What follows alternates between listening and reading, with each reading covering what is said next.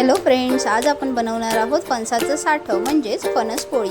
त्यासाठी मी घेतलेले आहेत काफ्या फणसाचे गरे। त्यामध्ये आता आपण साखर टाकून घेऊयात आणि हे आपल्याला मिक्सरला बारीक करून घ्यायचं आहे। हे मिश्रण बारीक करताना यामध्ये आपल्याला कुठेही पाणी टाकायचं नाहीये। आता हे मिश्रण आपण एका भांड्यामध्ये काढून घेऊ। या मिश्रणामध्ये मी साखर 3 टेबलस्पून टाकली होती। तुम्ही तुमच्या आवडीनुसार आणि चवीप्रमाणे टाकू शकता।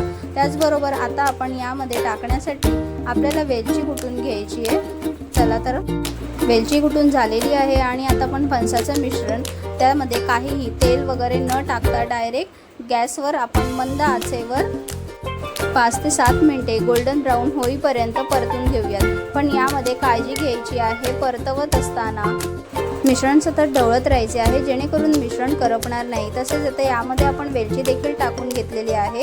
तुम्ही आता बघू शकता हे मिश्रण कसं गोल्डन ब्राउन झालेलं आहे 5 ते 7 मिनिटांनंतर। आता आपण एका ताटलीला तेल लावून घेऊयात।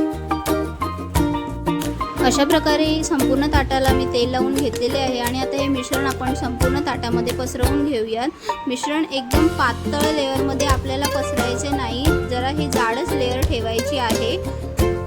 आणि हे मिश्रण उन्हामध्ये किंवा पंख्याखाली 3 ते 4 दिवस तुम्हाला सुकवून घ्यायचे आहे। तुम्ही आता बघू शकता हे सुकल्यानंतर अशा प्रकारे तुम्हाला दिसेल।